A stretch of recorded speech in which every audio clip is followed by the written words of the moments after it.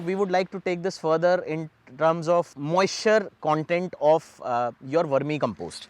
Now, moisture content depends on how it is being used. Now, when you wanted to use vermicompost, it cannot be used in the raw form. Moisture content should be, I mean, if you talk about beds, bed का moisture content 70 से 80% होना चाहिए. अगर oxygen level की हम बात करें तो ऑक्सीजन लेवल अगर ज़ीरो भी हो, मतलब ऑलमोस्ट ज़ीरो भी हो, ये केंचुआ 4 से 5 week, and I would like to reiterate that, 4 से 5 वीक तक ये आराम से सर्वाइव कर जाता है.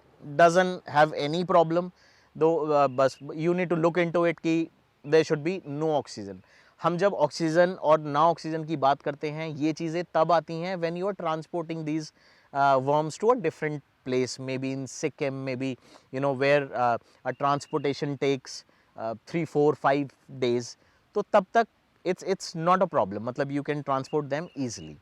ट्रांसपोर्टेशन के लिए, when we are talking about transportation, I would like to add कि ट्रांसपोर्टेशन के लिए आप कोई भी जूट बैग का इस्तेमाल कर सकते हैं, किसी भी जूट सैक का इस्तेमाल कर सकते हैं. आप अगर कोई क्रेट में उसको किसी डायमेंशन में 25 किलो, 30 किलो, 40 किलो की डायमेंशन में लेके जाना चाहते हैं, तो यू कैन पुट अ सूती कपड़ा के, अच्छा कपड़ा जिसमें पानी की एब्जॉर्बेंट वैल्यू ज़्यादा हो, जो पानी को ज़्यादा अच्छे से एब्जॉर्ब कर सके, ऐसा कोई कपड़ा नीचे बिछाइए और उसमें अपना सारा ये कल्चर वर्म्स के साथ इनको रखिए और ऊपर से उसको दोबारा से ढक के हल्का सा पानी का छिड़काव कर दीजिए. तो this is good for 4-5 days, 6 days, 10 days. आराम से वो उस जगह भी रह सकता है एंड उसमें पर्याप्त मात्रा में उसको खाने के लिए भी कुछ कुछ है, तो इट कैन सस्टेन.